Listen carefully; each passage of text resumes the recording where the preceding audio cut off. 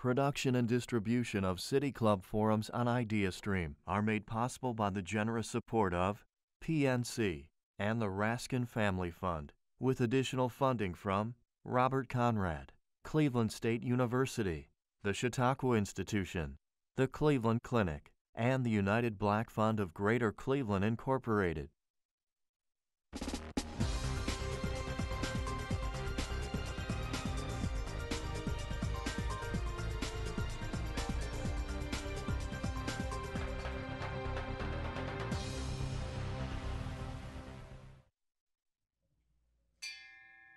Good afternoon, everyone. I'm Tiolu Orasanya, and a senior and the current president of the City Club of Cleveland's Youth Forum Council. I have to say, as I give my last introduction, I'm so proud of everything this council has accomplished this past year, and I'm even more proud that we're talking about, as one of our last forum topics, that we're talking about an issue that is so important to all of us as high school students and also to the national conversation. And with that, let's begin.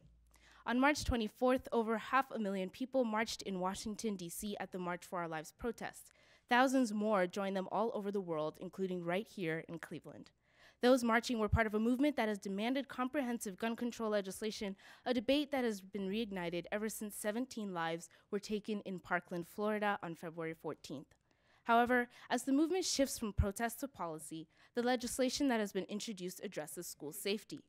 According to the National Conference of State Legislatures, 200 bills or resolutions addressing the issue have been introduced in 39 states. Many of these bills address arming school personnel, including teachers, a provision that both President Trump and Education Secretary Betsy DeVos support. Florida recently passed legislation that allows some school personnel to be armed, along with additional funding for mental health services and some restrictions to the purchasing of guns. The conversation has begun in our own community, with many districts holding community forums on school safety. In Cleveland, the Cleveland Police Department's school resource officers participated in a safety summit identifying vulnerabilities at each of the city's schools and implementing new security measures. However, will any of these methods make schools safer? What are the largest threats to the safety of students and school employees? And what else is being done in Cleveland to ensure our schools remain havens of learning without the threat of violence or harm? Our panelists are here today to shed some light on these questions. Allow me to introduce them. Dr. Larry Goodman is the head of school at Andrews Osborne Academy in Willoughby, Ohio, and has over 20 years of experience in education, including head of school at the Lillian and Betty Ratner School and the director of strategic programming at Laurel School for Girls. He has also been on the board of the Metro Health Foundation in Cleveland, Ohio. A native of Baltimore, Maryland, Dr. Goodman holds doctorate and master's degrees in English language and literature from the University of Chicago and a bachelor's degree in English from Bucknell University, where he graduated magna cum laude. Kevin LaMonica is currently a junior at Shaker Heights High School. Along with Cleveland area students, he helped to organize the Cleveland March for Our Lives on March 24th, gathering thousands of people from Northeast Ohio, calling for significant gun control measures in response to the February Parkland shooting that took the lives of 17 people. Kenneth S. Trump is the president of National School Safety and Security Services, a national firm specializing in K-12 school security, emergency preparedness, litigation consulting, and related school safety training and consulting. Ken began his work in school safety as an officer, investigator, and youth gang unit supervisor for the Cleveland City School Safety Division and has over 30 years of experience working in school safety. And Dr. Renee Willis has served as superintendent of Richmond Heights Schools since 2014, implementing the New Day Plan in early 2015 focused on revitalizing the school district. She formerly served as CMST Chief Strategy Officer, Chief of Transformation, Deputy Chief of Pre-K through 8 Education, and Cleveland Heights University Heights High School Principal. Here to guide this important discussion today is Senior and Youth Forum Council member Madeline Conley. With that, Maddie, I turn the forum over to you. Hello, excuse me. Hello, everyone. As she mentioned, my name is Madeline Conley. I'd like to thank all of you for being here and, of course, our panelists for being here. So let's just get right into it. As we all know, Parkland was not the first school mass shooting. What do you think has made the impact different this time? And we can start with Renee Williams, if that's all right with you. Thank you. And good afternoon. And first of all, let me honor you as students here to talk about this topic as it affects us all. Sure, Parkland was not the first. In fact, to bring it closer to home, I vividly remember our first shooting here in Cleveland, 2007, where a student at Success Tech shot approximately 5 people and then took his own life. And it was at that time that I was a chief and actually on the scene.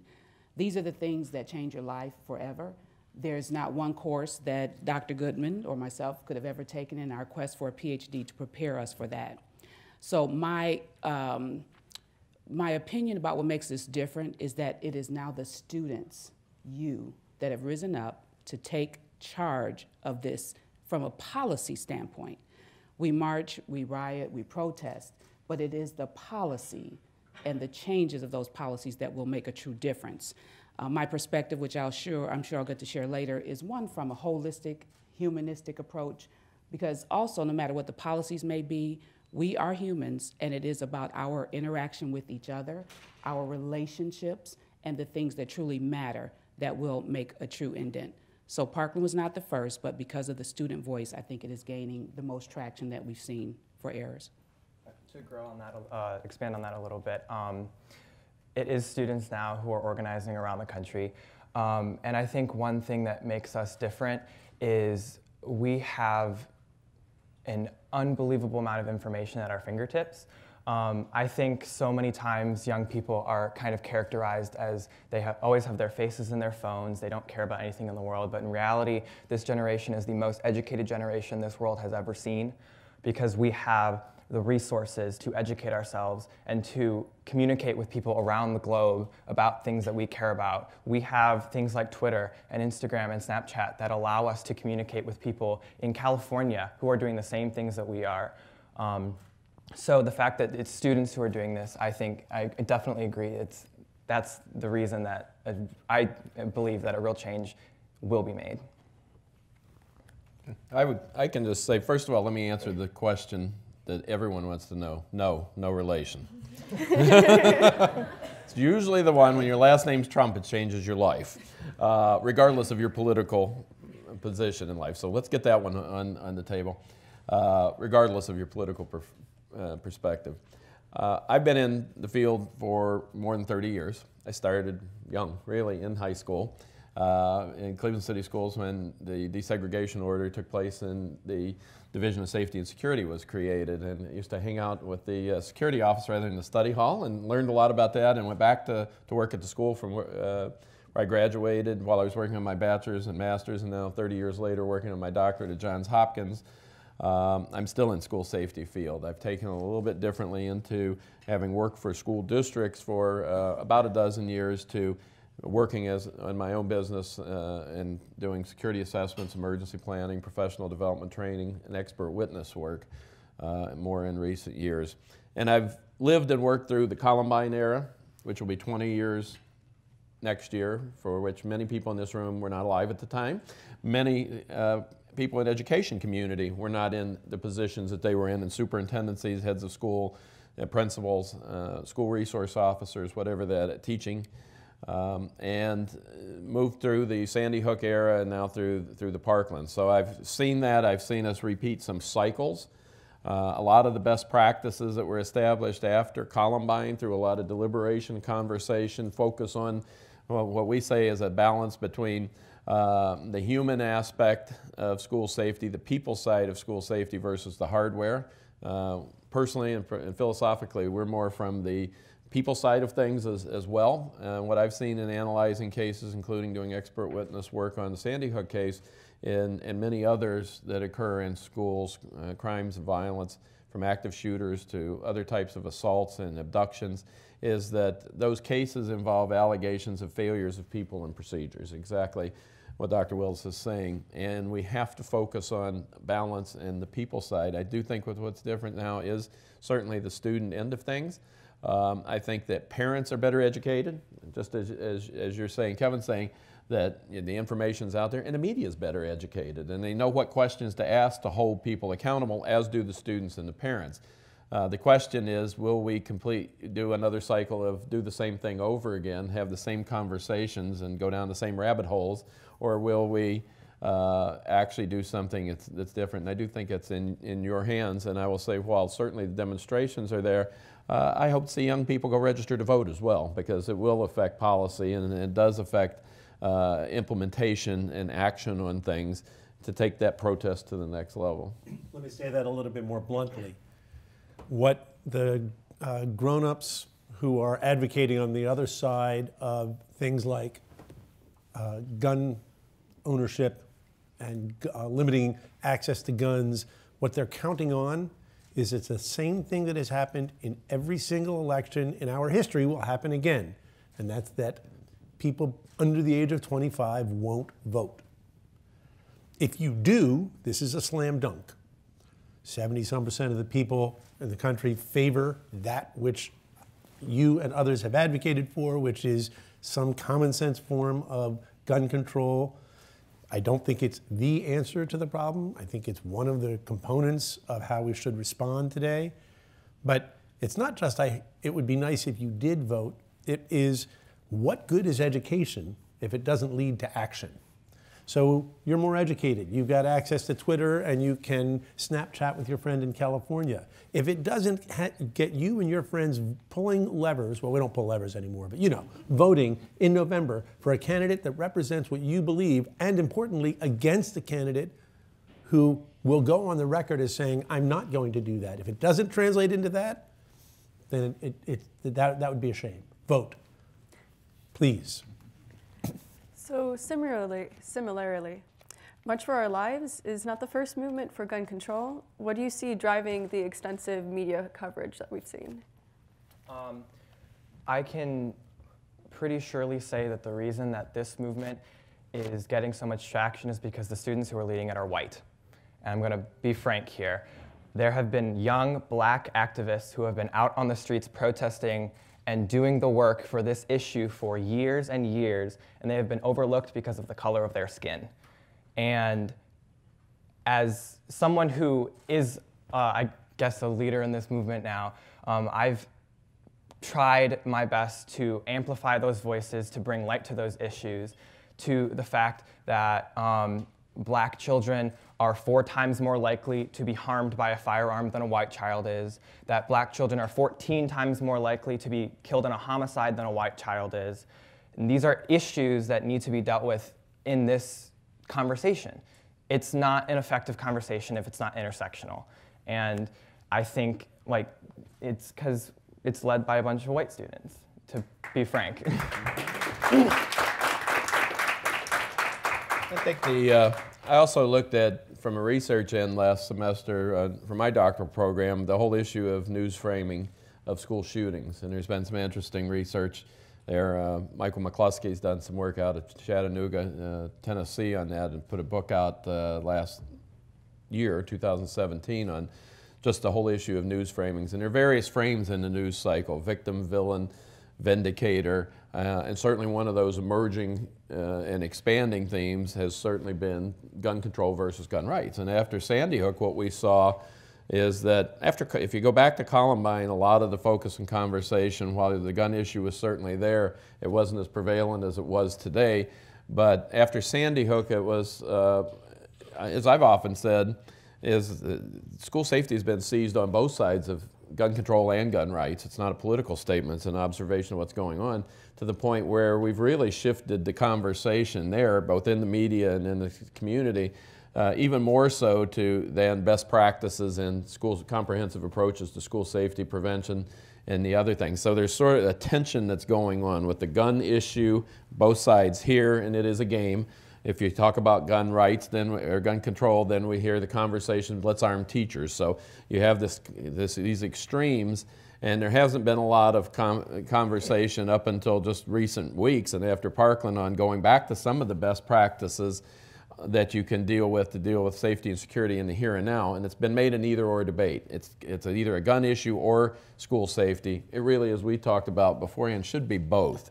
We need to have reasonable balance measures to keep schools safe today, both from a prevention, intervention, and reasonable security and emergency preparedness end. But we also need to talk about the broader issues, at the societal issues at the same time. And it's often pitted in the media and by special interest and advocacy on all sides of things as an either or. It should be an and.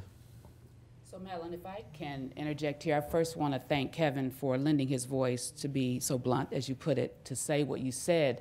You know, as I sit here and as a superintendent of a public school district, my purview is quite different, I'm sure, than our head of schools here at Osborne? Andrews Osborne.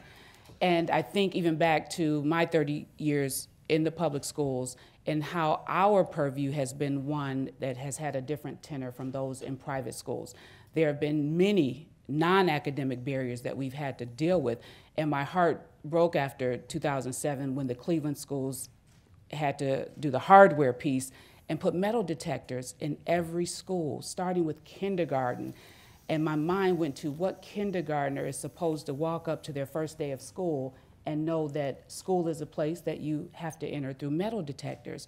But then the other side of that was, what else do you do? But then we started the humanware aspect. So you've got a paradigm here by which, as a public school in the inner city, and Richmond Heights is an inner ring suburb, we have other issues that we have always had at the forefront, that we've always been vocal about. But now we see that these issues they're touching all parts of our country, because at the end of the day, we're all human. We bleed red, and whether we have academic issues or non-academic issues, we have poverty issues, or we may have elite issues. Whatever the issues are, we're human, and it's that humanistic point that I'm going to always drive home. I have a small district, and just last night, I received a text from my principal that received a text from our police department that spoke about an incident in the community. And I thought about how unique this is, that just that quick, we know this morning we may have to deal with an issue. And I don't know how you take that to scale in bigger districts or bigger cities, but we were right on top of it. So thank you again for lending your voice to the cause. Dr. Gomin, do you have anything to say in response to the question? Boy, there's so much that was said. I suppose I'm sympathetic to, or I recognize the overlap of the racial issues with school safety, but it seems to me a little bit of a red herring. It wasn't just Cleveland. We had Chardon here in Ohio, entirely white. Columbine was almost entirely white. Sandy Hook was almost entirely white. I think there's something else which is capturing interest. If I were to hazard a guess, the political climate has become so adversarial that it's a good news story now to have something on the left to attack the right. So it's actually the drama less than sincere care about our students which may be driving this. It doesn't hurt that the spokespeople are photogenic. It doesn't hurt that they are well-spoken. And it is true that your school district and other school districts, public school districts, deal with a host of complicating factors that perhaps we don't in the independent schools, so it would probably surprise you how many of the problems you have that we have as well. But I'm not sure that race is the reason that this time the voice is louder. I suspect it has more to do with national drama. Interesting points. Thank you all for answering. Since February, we've seen a desire for an expansion of a teacher's role in the classroom, especially calls to arm them with rocks and guns. What role do you see, if any, for teachers in preventing incidents like Parkland? Let's start with Dr. Willis. So again, the rocks, the guns, not the silver bullet, not the magic bullet. Knowing your students, knowing their situations, knowing their interactions, knowing who's feeling bullied, who's being bullied, whose parents have gone through trauma, knowing that, the relationship piece. And as a teacher, you know, we go to school, we are taught to teach our content, we're taught child development, but are we truly taught how to relate, how to empathize, how to walk in someone else's shoes? Or are we so pressured because of accountability measures, which again, everyone does not have to live up to, but right now, you know, I ran in a little late because we're in the midst of state testing, and the pressures are real when your evaluations are tied to that, when students are vomiting in the middle of testing because if they don't pass, they can't go to the 4th grade. Those pressures are real. And having that humanistic approach and just knowing that we're in this together will be part of a solution, but not the solution. So rocks, guns, I always tell people, give me a gun, I'll probably shoot my own toe off trying to pick it up, and I've never touched a gun. But that's not what I think teaching should be about. And that's actually happened. There are some cases where firearms have actually been discharged accidentally, where staff were allowed to do that, and even school resource officers. We had a few weeks ago over a 24-hour period where there were 3 accidental discharges from a teacher and out in California to a school resource officer. And on the issue of metal detectors, you know, I say we need to balance the discussion off metal detectors and look at mental detectors and deal with those social, emotional, mental health issues and supports for students. Because think about the metal detector. It sounds good, it feels good, it gives a visual that you can point to the cameras and the parents to say that we're doing something. But you would have to run a metal detector 24/7 to be effective. Because if not, I'm just going to come in at 6 or 7 o'clock tonight at the after school where there are basketball practices or drama club or other type of activities, plant what I want to plant in a locker, come in, clean through the metal detector tomorrow, and go get what I stashed in the locker and do what I intended to do. So, and you would have to run that 24/7 and scan everybody from grandma to the superintendent that comes through to really do that. And the arming teachers, you know, the issue of arming, I was asked by Associated Press for a comment for the superintendent who equipped the schools with a 5-gallon bucket of river rocks to throw at gunmen if they come in there. And you know, so they said, and he testified to the state legislature in Pennsylvania that we equip our students with river rocks to throw at the gunman, and the gunman will be stoned. And they asked me, what do you think? I said, I think the people who created this policy were stoned. I said, this is ridiculous. I said, first of all, we need to go to NASA and have them do a little science experiment about what goes faster, a river rock or a bullet. But you know, we can have young people who have suicidal issues. So what happens if a kid stands up in the classroom and pulls out a weapon that could be talked down because of that relationship, and kids start throwing stones and rocks that aren't going to work, or books that aren't going to work anyway. So we need to focus on the fundamentals. We know the #1 way we find out about weapons from school is from kids, not from equipment. Kids who come forward that have a trusting relationship and report. We just finished a study that I'll share here, we're going to release. We looked at 143 gun confiscations in schools since the beginning of the school year. I haven't even published this out widespread now, but the #1 way that we found, at least from those accounts, from that unscientific descriptive study, is the #1 way was from kids who reported. And another way was the number 24%, another 19%, or 16% from anonymous reports. Those come from people.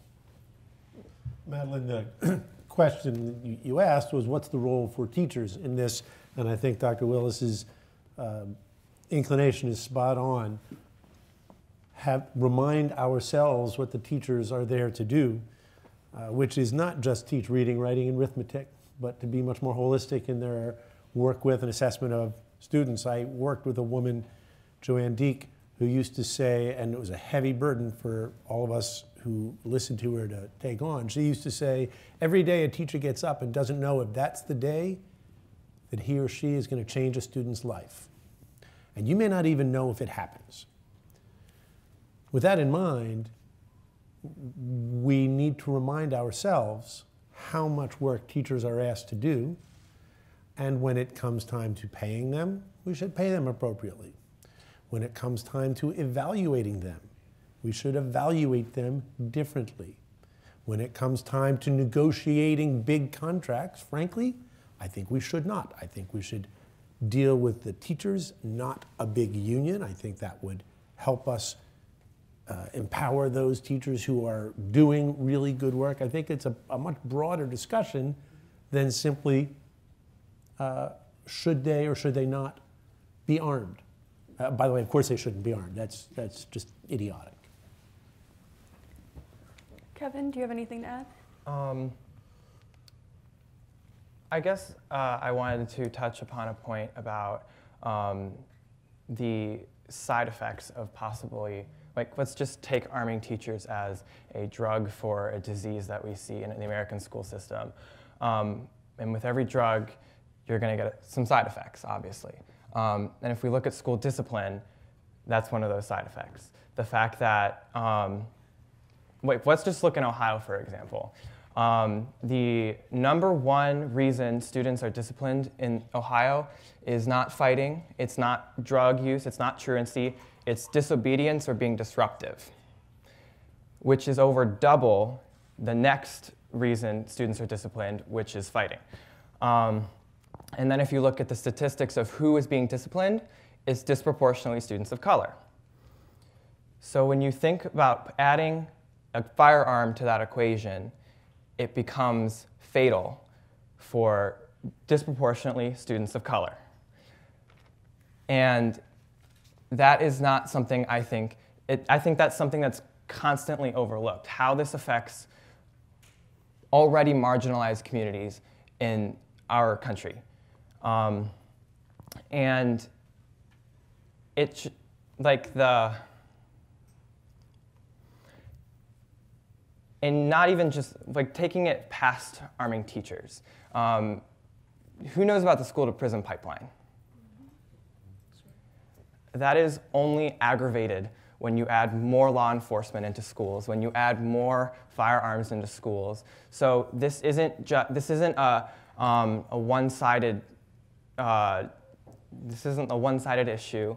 This isn't an easy 2 + 2 equation. This has a lot of different variables that we have to consider, especially in our public school systems. And even if you look at schools in the United States already, it's the inner city schools are the ones that have the metal detectors and the law enforcement present inside the schools.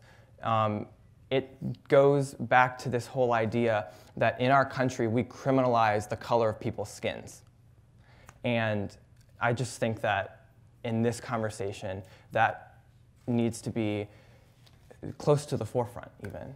I would just say on law enforcement, just to put some context around it, it has to be not just law enforcement. If you look at school resource officer programs, there are many successful school resource officer programs where the officers relate to the kids. We were doing an assessment in Medina County last week, and we did a focus group. We believe something strange. You really should, if you go in to do an assessment, you should actually talk to kids who were there. And we asked, there was a discussion about should they have a school resource officer, and just a fabulous group of kids who were really right on spot with the issue. I can talk to my own kids about this stuff and get some real sensible answers that sometimes we don't have in adult conversations in our society.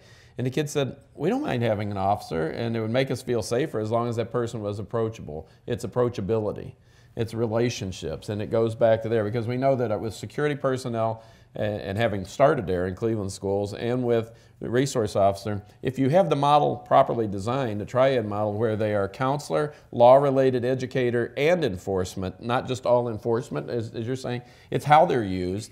And oftentimes what we find, we say, is when you see a case where an officer overstepped and overreacted, in many cases, quite honestly, it's a sign where you've had a weak administration on the education side that's delegated their authority to the officer to do the job that educators should do. So, in other words, instead of someone on the education side of the house going to get the kid out of the classroom who's non-compliant and that says certain words and no, I'm not going to go, we send a police officer there. Well, that's misuse of that officer, and it puts him in that position, just exactly what Kevin's saying, to where there's going to be a confrontation, because if you send a police officer to fill a gap, they're going to fill it. And rather than an educator coming up and saying, come on, I understand you've got some issues, let's go talk. They may know that kid. The officer's going to go, let's go. And the kid's going to, and it's just going to escalate, and they're going to go, and you're going to have, a situation that shouldn't be criminalized. So we can have the programs, have them properly designed, use them properly with the right person as an officer, not a punishment job in the police department where you put them here. it can be done. But you're right. The problem I've seen in recent years with school to prison and elsewhere is that the legitimate issues is we haven't designed the programs properly. We don't have the right people in those cases that make high-profile news, and we sort of criminalize or stigmatize the SRO program. A lot of things that we see is how do you actually do it? There are many different things you can do, but are you doing it properly? Many good and interesting points. For our final question, I'd like to ask in terms of next steps. What would you each like to see, and how would you like people's reactions to future incidents be different in the future? Dr. Goodman, we can start with you. Sure, I'd like to see the schools decide that citizenship is a topic worth developing just as much as reading, writing, and arithmetic is. Going from kindergarten through 12th grade, we had at our school recently a person talking about global citizenship, and what struck me was how simple the underlying element was, and it was empathy. Be a friend to the world.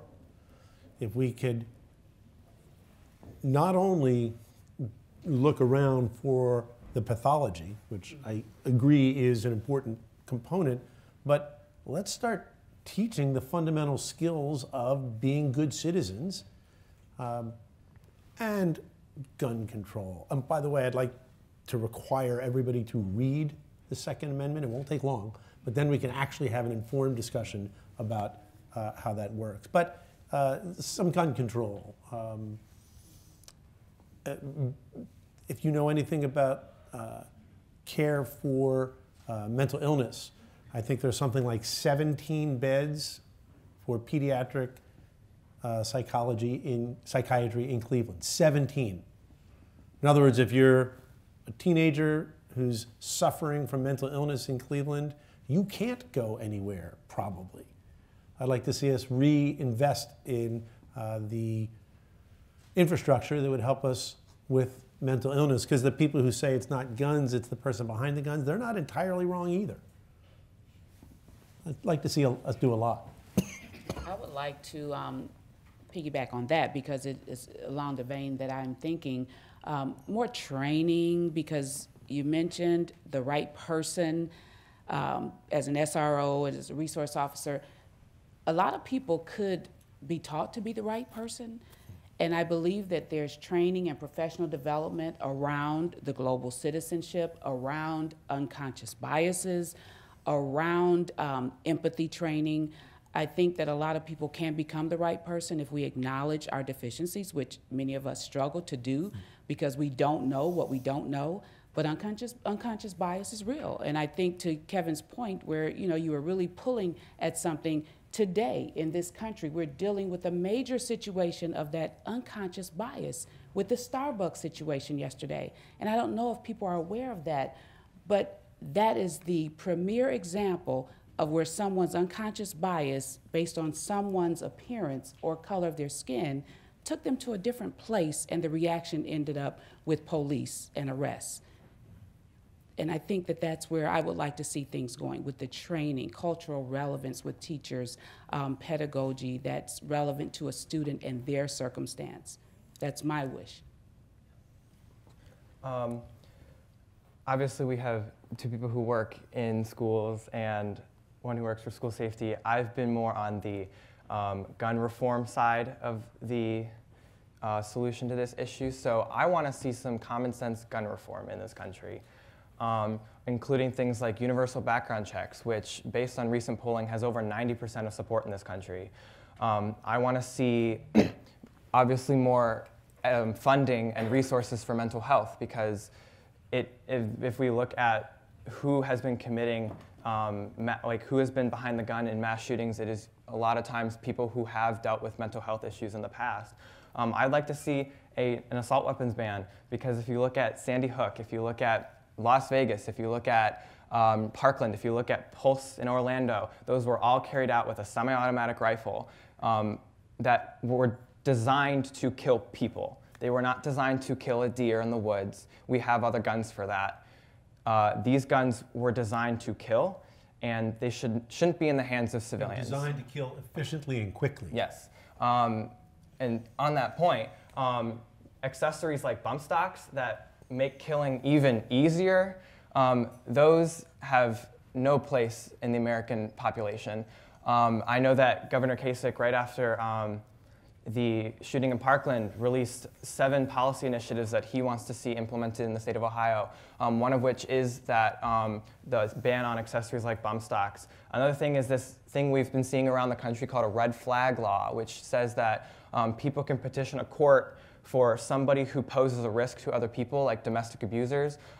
They can have their guns confiscated from them so that they don't hurt other people. All these things would, in the context of not even just school safety, just gun violence in general in this country, all these things would lead to a decrease in gun deaths all over the place for all sorts of communities around this country. I'd like to see rational political discourse and truly bipartisan stuff where people can disagree without it being the politics of personal destruction.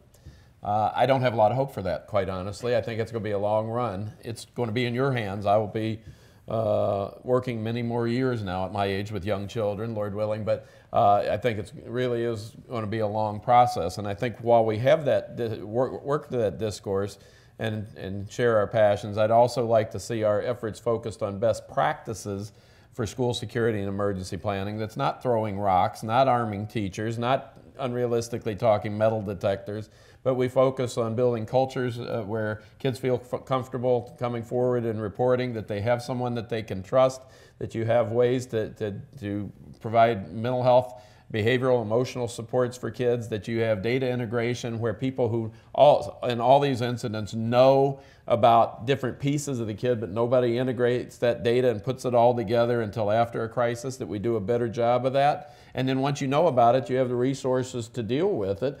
As Dr. Goodman is saying, what do you do once you identify it? Your average second grade teacher can identify some of the kids who have some needs. What do they do with that, both within the school and in the community? Reasonable security measures and just having some balanced, comprehensive focus on best practices. And I would just say, I'd also like everybody in this room to know that the vast majority of us here and around the country will never have a school shooting in our schools.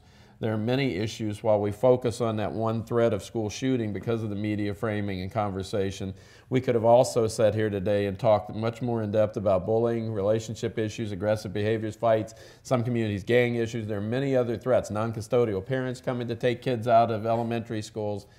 We need to make sure we look at school safety comprehensively, both in the threats and in the solutions. I just want to add, and going forward, I also want to see more young people voting. Because at the end of the day, if we have an Ohio legislature or United States Congress that doesn't want to act on gun issues, then they're not going to act on gun issues. So as an electorate, it's our job to hold them accountable. It's our job to go into the ballots every election. It will only take one election. If the people who are being counted on to not vote turn out in force and vote, you will break the back of the NRA's lobbying. One election cycle will do it. I would also say that I remember I actually had a mom come up to me at an event I was at a couple weeks ago and asked, how can we adults support you kids in your fight? And one of the things that I told her was, I'm only 17, so I can't vote this November, no matter how much I want to. Move to Chicago. But I told this mother that when you go to vote in November, you have to be voting for the people who don't have the right to vote. You can't just be voting for yourself. You have to vote for every child who isn't afforded the right to vote. You have to vote for every person who's been disenfranchised by the system, because her decision isn't just going to affect her. It's going to affect her children. It's going to affect children all over this country. It's going to affect other people who aren't children but are also in this country. So to the adults in the room, I guess, because it's not just students in here, when you go to vote in November, vote for me. Not for me. Be thinking about me when you vote. Not for you, but definitely not for him. Thank you all. Go ahead. Good afternoon. My name is Bishop Walton, a senior and member of Youth Forum Council. Today we are enjoying a Youth Forum panel discussing school safety in the United States and in our community. Dr. Goodman, Head of School at Andrews Osborne Academy, Kevin LaMonica, Cleveland Student Organizer for March for Our Lives, Kenneth Trump, President of the National School Safety and Security Services, and Dr. Renee Willis, Superintendent of Richmond Heights Local School District. Our moderator is Youth Forum member Madeline Conley. We're about to begin audience Q&A. We welcome questions from everyone, City Club members, guests, students, and those of us joining via our webcast. If you are joining us via our webcast, you would like to ask a question, tweet it to @CityClubYouth, and we'll ask the question as time allows. We ask that your questions be brief, to the point, and actual questions.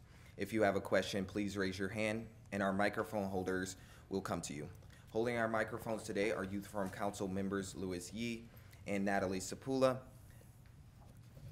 May we have the first question, please?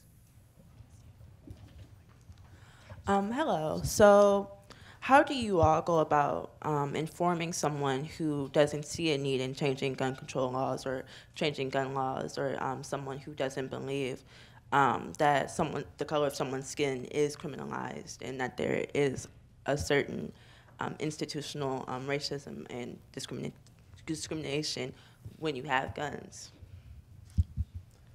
One of the best pieces of advice that I ever got was to meet people where you agree. If you want to as I understand your question, you're trying to get somebody who doesn't think this needs to be addressed to address it. You can't start by articulating what they don't believe in. You have to start with the common ground. We care about people. You want what's best for the next generation. Start with the things you agree in and listen to the other side of the argument. Maybe you'll learn something. Model for them that you're willing to amend your position as you listen to them, and make sure that you challenge them in ways that are not too hard, but don't let them off the hook. I think the other issue that piggybacks on that is exposure to different opinions, different perspectives, different races. You're looking at the Irish-German guy who married into a Puerto Rican family for 21 years. You're constantly discussing these issues and seeing how people look at things differently, and even through being a part of the family for 20-some years, you're still seeing how different things have different meaning to different people, and that's through exposure. The same thing from a political end. We can agree to disagree. It doesn't mean we need to take each other out by the throat as well. So I think exposure, both in terms of different races, different nationalities, and different political views in a non-threatening way. I think the good news is we can do that better in this room than we seem to be doing in the state houses and the congressional houses. So let's just remember that contrary to what you see on cable and network, that's not the only place where discourse goes. It's down here at the ground level, day to day, that you really can make a difference, and it's small wins over time. Somebody once told me that we always, one of the biggest problems that we have nowadays is that we all listen to reply, we don't listen to understand. And I think that one of the biggest shutdowns for someone who's having a difficult conversation is that they don't think they're being heard. They think that you're not. I think that when we go into conversations, you need to go in with the mindset that you're not going to change their mind, and two, that you need to go in with a genuine desire to understand where they are coming from, because the fact of the matter is we live in a country of about 340 million people, and that's 340 million different opinions.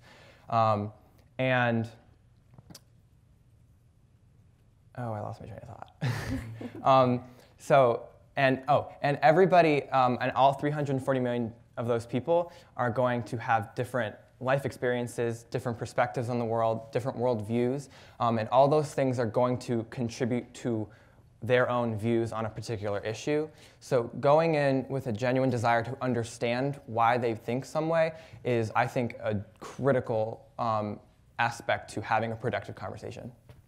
And Madeline, finally, I would say to that question, I agree totally with the three gentlemen and their stance that having the conversation I come from the position that I've got to make advocates to even get to the table to have the conversation. So that is strategy, because you need advocates, you need people that can help you get to the places that matter to have the critical conversations. And I agree that the conversations on the ground are important, but policy and change making is done at a different table. So, value added. I would also say get comfortable with being uncomfortable.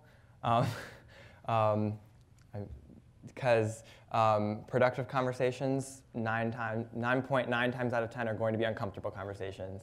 And you kind of just have to prepare yourself for that, because nothing comes out of a comfortable conversation.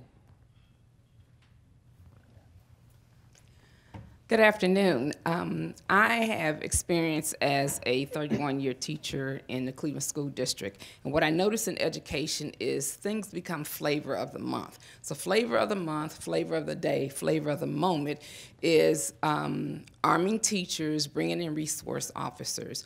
My question is, how can we respond to what has happened in Parkland at the ground level at what I call 15 minutes before creation, so that we make sure we have the right people in place and we don't just have people who just show up because this is a job.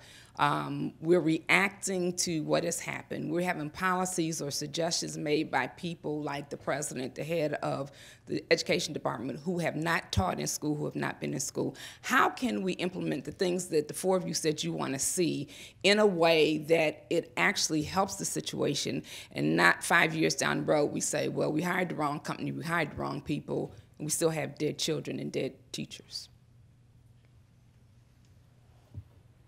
I can just say that it's 30 years of dealing with this. We're a roller coaster society, roller coaster public opinion, public policy, and public funding, and it's exactly what you described. It's, you know, the question isn't whether we're having this conversation, 6 weeks after Parkland. The question is 6 months from now or 6 years from now, short of another Parkland, would we still be having the same conversation? And the answer is probably not. And that's in school communities and in neighborhoods. My dissertation focuses that I'm working on now is on school administrator leadership on school safety issues in highly ambiguous and uncertain contexts like we're dealing with now. And how do you communicate? Risk communications, crisis communications without overreacting. And school safety is a political issue. Nobody really wants to say that. I can say it because I work for myself and I can't be fired. I have to work for the rest of my life, but that's another story. It's a political issue, and it's exactly what you're describing. You have to look at this as a political context, and when we work with schools, when we're brought in to it's oftentimes I'm looking at how do you do the right thing and best practices and not overreact and still help the superintendent and the board navigate the school community politics, as I call it, political tricks. And it's not easy because we could talk for hours and I won't, but there's a whole lot of dynamics going on, political, sociological, face-saving, image maintenance, denial, and how do you manage that? And I wish I had a quick answer because I'm actually working on that dissertation that didn't exist, because you're right, there's not a lot of that in PhD and EDD programs. And it's not going. There's no quick answer to that. We have to focus on school safety is a leadership issue, and sometimes leadership means telling people what they don't want to hear, or saying, or not making those knee-jerk reactions. I agree. In everything, there's a flavor of the month, whether it's around the safety topic or whether it's around academic achievement. We can debate the new math, we can debate phonics, whole language. There's always something that takes dominance during a period of time. I guess the key is mobilization, and how do you get a widespread, massive movement instead of a moment? And I think we saw that in the 2008 election. I'm hoping that with the students like Kevin that we can see this around safety. So maximizing the moment and making it a movement is what I would see as possibly a solution. Definitely, I completely 100% agree. It's not a movement, it's a movement. You gotta keep the political pressure up in terms of common sense gun reform in this country, because something that elected officials do, something that the National Rifle Association does, is they kind of take a step back and they get quiet right after something like this happens, and they wait for the conversation to die down before they come back. They take their step forward again. So keeping this conversation alive until we get the change, I think is so, so important. And also in terms of school safety, I think it is critical that students are a part of that conversation. If I ever saw a meeting about school safety that was a room full of adults, I'd say you're doing something wrong, because at the end of the day, school safety measures are directly impacting students every single day. So I think that while students don't have all the answers, well, I don't think anybody actually has all the answers, but I think every voice matters. Every voice brings something different to the table. And in terms of school safety, how it affects the student should be the #1 thing on your mind, especially since that schools are for the students before all else. My question is for Kevin. What was your drive for the movement? Like, what motivated you to keep going? I can tell you right now that after the Parkland shooting happened, I did a lot of crying. It kind of hit me a little harder than than the previous school shootings and mass shootings did, because those kids that were killed in Parkland were my age. And that kind of was a reckoning for me in a way. I've always been passionate about this issue, but that was more of a not a wake-up call, but a call to action for me, in a sense that like I was sick of seeing children dying. I keep saying to people, I don't understand how 27-year-olds wasn't enough. But I was sick of seeing kids dead in their classrooms. And I also, this was actually the first question you asked, and I just thought about this. I think that something that made this particular mass shooting different is because these were high school students who, like, I remember I watched a video of a girl in a classroom with her friend dead on the floor, and then she had to run out and pass by bodies on the floor. And that's, like, videos from inside the school is something that we didn't see in Sandy Hook. It's something we didn't really see in Columbine. And that was something that when I saw that, it made me sick to my stomach even. And I remember I actually had friends who were like, well, this shouldn't be on the internet. There are small children who are gonna see this. And I'm like, no, they need to see this. They need to see what is happening, because who's to say it's not going to be your school tomorrow? And and in terms of what motivated me, it was that frustration and that anger that I felt with the fact that the people who we give the power to actually make change, they don't implement the change that is necessary to protect lives every single day. First of all, I want to thank all of you for participating in this very important panel. Kevin, I just want to thank you for raising up the importance of the movement and people of color and how they have been disenfranched.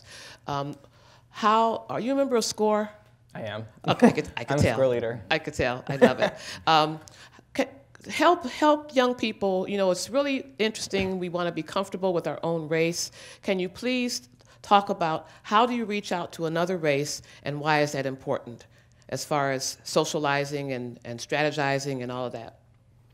How do you do that? First, I would just want to clarify to everyone that SCORE is a student organization at Shaker Heights High School called the Student Group on Race Relations. And what we do is we go into 4th, 6th, and middle school classrooms and engage those younger students on issues pertaining to race and other social issues that plague our country, including issues with disability and gender issues and sexuality and gender identity. In terms of I think that having conversations about things like race are so important. Like, I feel very fortunate to go to a public school. I believe now Shaker is 55% black. And I know that for me, as a white student, I feel that my education is so much more enriching because of the diversity that I see in the classrooms at Shaker.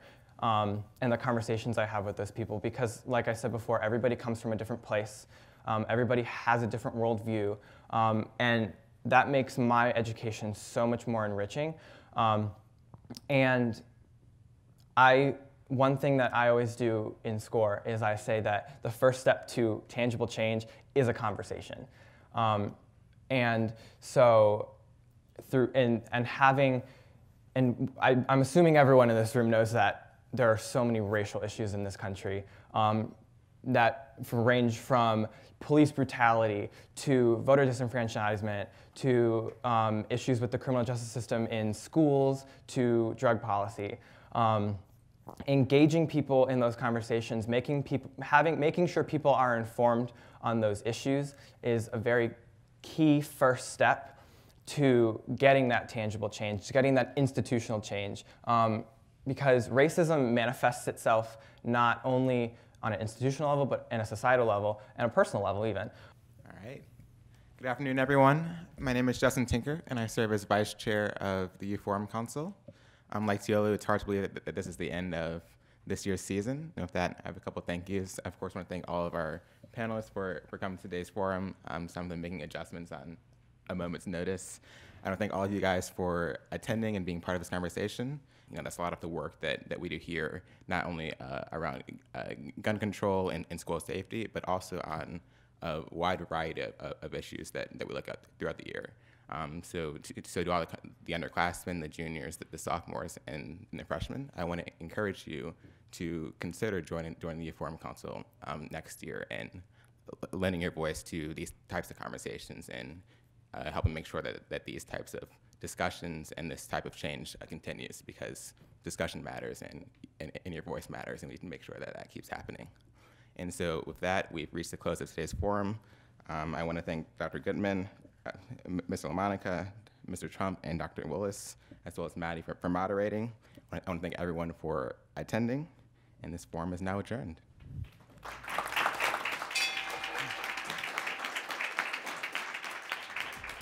For information on upcoming speakers or for podcasts of the City Club, go to cityclub.org.